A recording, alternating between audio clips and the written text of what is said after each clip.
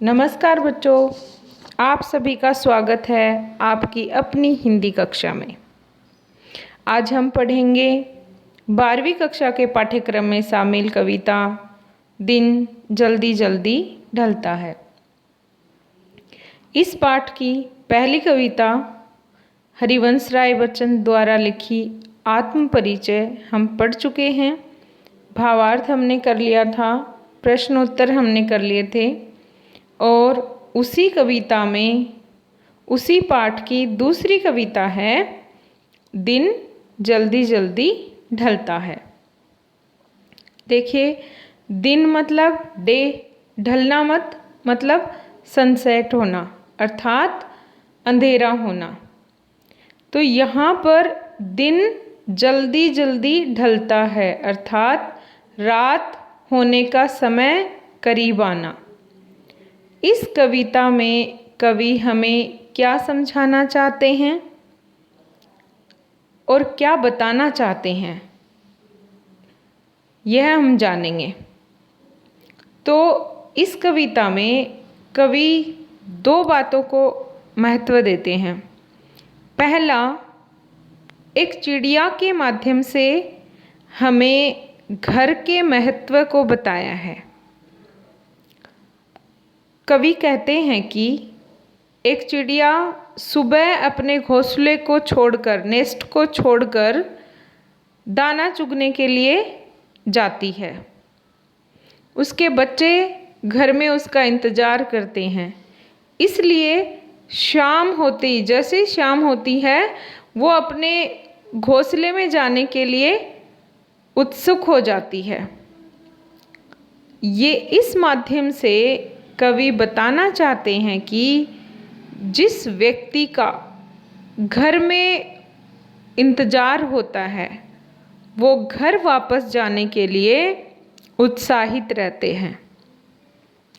परंतु कवि कहता है कि मेरा जीवन तो एकांकी है, उनका घर में इंतज़ार करने वाला कोई नहीं है, इसलिए उनके पैरों में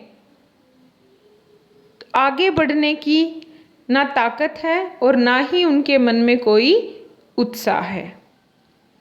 तो यहाँ यह कविता इस पक्षी के माध्यम से कवि ने अपने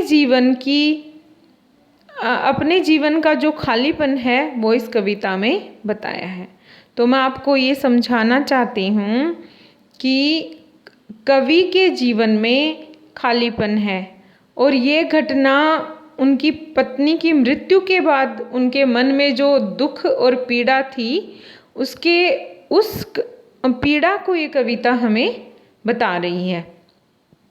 तो चलिए शुरू करते हैं हम ये कविता, और इस कविता की मुख्य बात क्या है वो हम देखेंगे।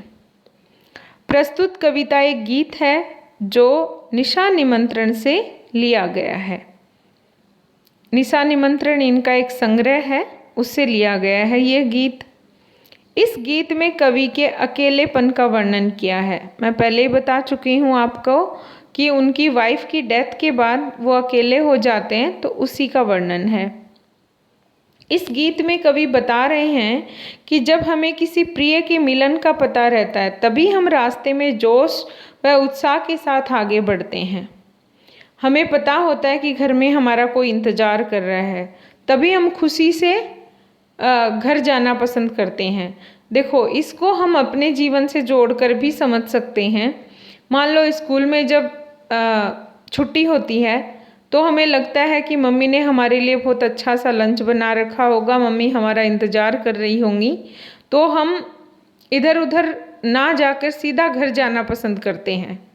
तो वही बात यहाँ पर कवि कहते हैं कि जब आपका घर में कोई इंतज़ार कर रहा होता है तो आपको घर जाने की जल्दी रहती है, पर कवि को ऐसा बिल्कुल भी नहीं है। घर जाने को उनको जल्दी नहीं है, क्योंकि घर में उनका कोई इंतज़ार नहीं कर रहा।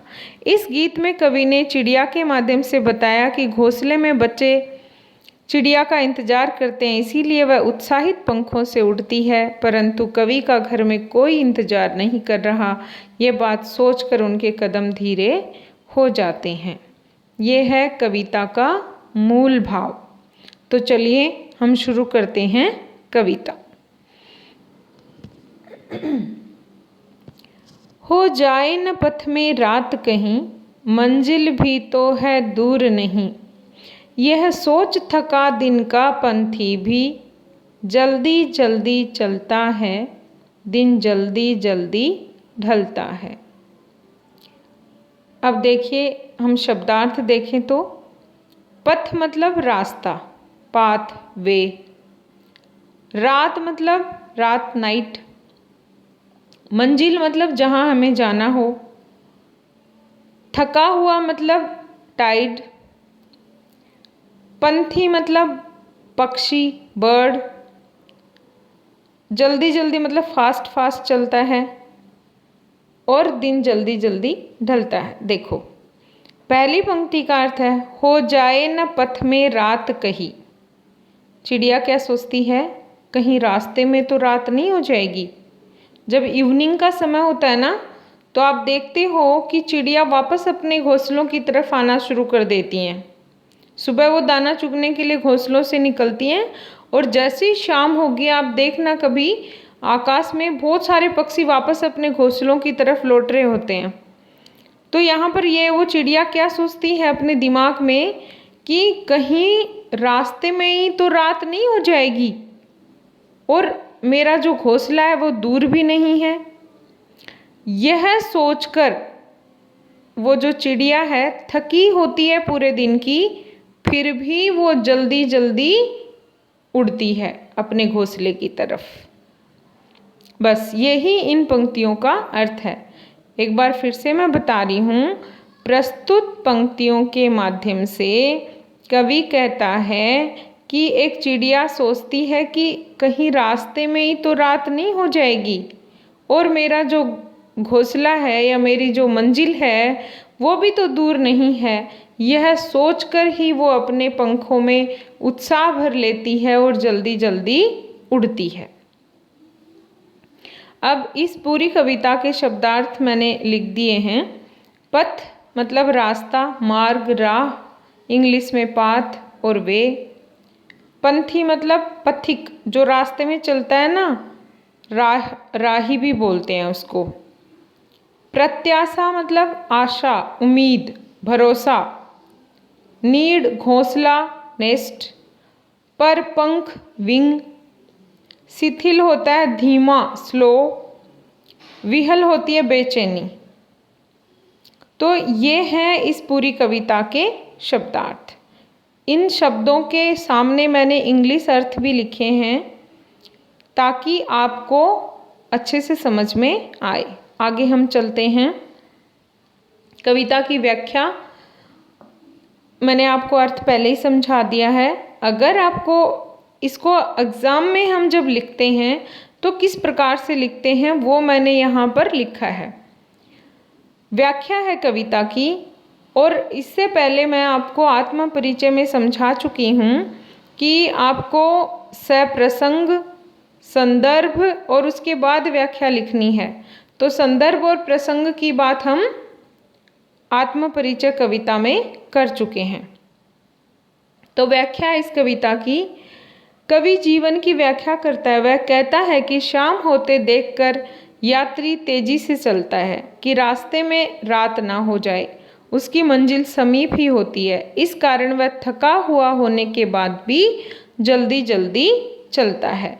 लक्ष्य प्राप्ति के लिए उसे दिन जल्दी ढलता दिखाई देता है, और रात होने पर पथिक अपनी यात्रा बीच में ही समाप्त करनी पड़ेगी, ये सोचकर वो जल्दी जल्दी चलता है। अब चलिए अगली, इसमें काव्य सौंदर्य है। कवि ने जीवन की क्षण भंगुरता व प्रेम की व्यग्रता को व्यक्त किया है। जल्दी जल्दी में पुनरुक्ति प्रकाश अलंकार है। भाषा सरल, सहज और भावानुकूल है। खड़ी बोली का प्रयोग हुआ है। जीवन को बिंब के रूप में व्यक्त किया है। आगे प्रश्न है इसमें पथिक के मन में क्या आशंका है? पथिक जो रास्ते पे चल रहा है उसके मन में क्या डाउट है, क्या डर है? तो क्या डर है कि कहीं रास्ते में तो रात नहीं हो जाएगी। पथिक के तेज चलने का क्या कारण है? जो राहगीर है, जो रास्ते में चल रहा है, वो तेज क्यों चलता है? एक तो ये कि कहीं रात ना हो जाए, और दूसरा मंजिल उसकी अभी पास में ही है, तो यह सोचकर वो क्या करता है, जल्दी जल्दी चलता है। कवि दिन के बारे में क्या बताता है? तो ये प्रश्न है। आगे हम चलते हैं अगली पंक्तियों की ओर।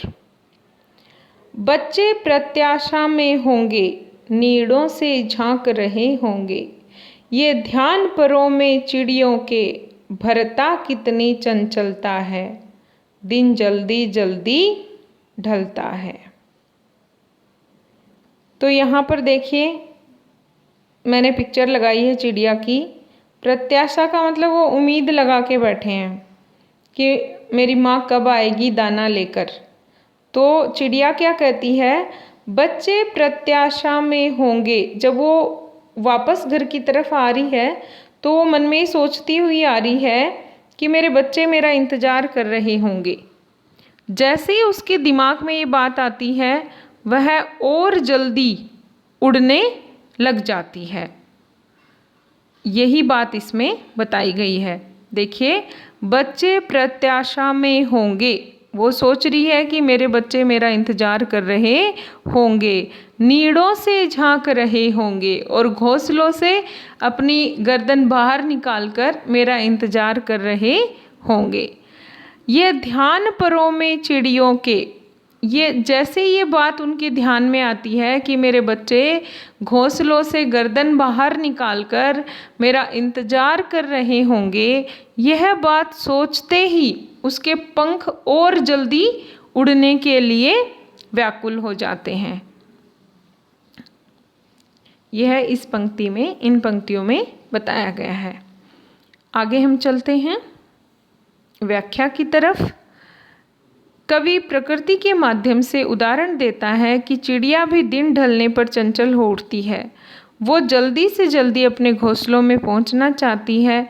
उन्हें ध्यान आता है कि उनके बच्चे भोजन की आशा में घोंसलों से बाहर झांक रहे होंगे। ये ध्यान आते ही उनके पंखों में तेजी आ जाती है और वे जल्दी जल्दी अपने घोंसलों में पहुंच जाना चाहती हैं। अब हम देखेंगे काव्य सौंदर्य और प्रश्न। उक्त काव्यांश में कवि कह रहा है कि वात्सल्य भाव की व्यग्रता सभी प्राणियों में पाई जाती है। पक्षियों के बच्चों द्वारा घोंसलों में झांका जाना गति एवं दृश्य बिंब उपस्थित करता है। देखिए, जैसे हम ये पंक्तियां पढ़ते हैं तो हमारे आंखों के सामने एक पिक्चर बन रही है कि ऐसा हो रहा होगा। तत्सम शब्दावली की प्रमुखता है। जल्दी जल्दी में पुनरुक्ति प्रकाश अलंकार है। सहज, सरल और भावानुकूल खड़ी बोली का प्रयोग यहाँ पर किया गया है। प्रश्न है, बच्चे किसका इंतजार कर रहे होंगे तथा क्यों? चिड़ियों के घोंसलों में किस दृश्य की कल्पना की गई है? चिड़ियों के पैरों में चंचलता आने का क्या कारण है? इस आशा से किस मानव सत्य को दर्शाया गया है? आगे हम चलते हैं अगली पंक्तियों की ओर। दिन जल्दी जल्दी ढलता है मुझसे मिलने को कौन विकल, मेरे हित कौन वहाँ चंचल, ये बात पथिक के पैरों में भरती एक शीतलता है, दिन जल्दी जल्दी ढलता है। अब कवि अपने पीड़ा इन पंक्तियों के माध्यम से बता रहे हैं और क्या कह रहे हैं कि मेरे से मिलने के लिए तो घर में कोई व्याकुल नहीं है, कोई परेशान नहीं है, तो मैं किसके लिए जा रहा हूँ। यह बात जैसे उनके दिमाग में ये बात आती है कि मेरे लिए तो कोई भी इंतज़ार नहीं कर रहा है, जैसे ही वो ये बात सोचते हैं उनके चलने की गति धीमी हो जाती है। तो चलिए व्याख्या की तरफ चलते हैं। कवि कहता है कि संसार में वह अकेले हैं, इस कारण उनसे मिलने के लिए कोई व्याकुल नहीं है। उसकी उत्कंठा से प्रतीक्षा नहीं करता कोई भी, वह भला किसके लिए भागकर घर जाए। कवि के मन में प्रेम तरंग जगने का कोई कारण नहीं है। कवि के मन में प्रश्न आने पर उनके पैर और धीरे हो जाते हैं, शिथिल हो जाते हैं। उसके हृदय में एक व्याकुलता भर जाती है कि दिन ढलते ही रात हो जाएगी। रात में एकांकीपन और उनकी प्रिया की वियोग वेदना उसे अशांत कर देगी। इससे उनका हृदय और बेचैन हो उठता है। तो आइए आगे चलते हैं काव्य सौंदर्य की ओर। अकेले जीवन बिताने वाले व्यक्ति की मनोदशा का वास्तविक चित्रण किया है। सरल, सहज और भावानुकूल खड़ी बोली का प्रयोग, मुझसे मिलने में अनुप्रास अलंकार तथा मैं होऊं किसके हित चंचल में प्रश्नालंकार का प्रयोग किया गया है। तत्सम प्रधान शब्दावली है जिसमें अभिव्यक्ति की सरलता है। प्रश्न है इसमें, कवि के मन में कौन से प्रश्न उठते हैं? कवि की व्याकुलता का क्या कारण है? कवि के कदम शिथिल क्यों हो जाते हैं? मैं होऊं किसके हित चंचल का भाव स्पष्ट कीजिए। देखिए, कवि के मन में कौन से प्रश्न उठते हैं? ये कि उनके लिए कौन इंतजार कर रहा है। कवि परेशान क्यों हैं? क्योंकि वो अकेले हैं, कोई उनका इंतजार नहीं कर रहा। कवि के कदम शिथिल क्यों हो जाते हैं? एकांकीपन के कारण, कि वो क्यों, किसके लिए जाएं। मैं होऊं किसके हित चंचल का भाव स्पष्ट कीजिए। तो ये पंक्ति है जिसका आपको अर्थ बताना है। तो ये कविता थी जिसका भावार्थ हमने पढ़ा। उम्मीद करती हूँ कि आपको इस कविता का अर्थ समझ में आया होगा। अगर आपको इसके प्रश्न उत्तर चाहिए तो आप कमेंट्स कीजिए, मैं प्रश्न उत्तर भी लिखकर डालूँगी। Thank you.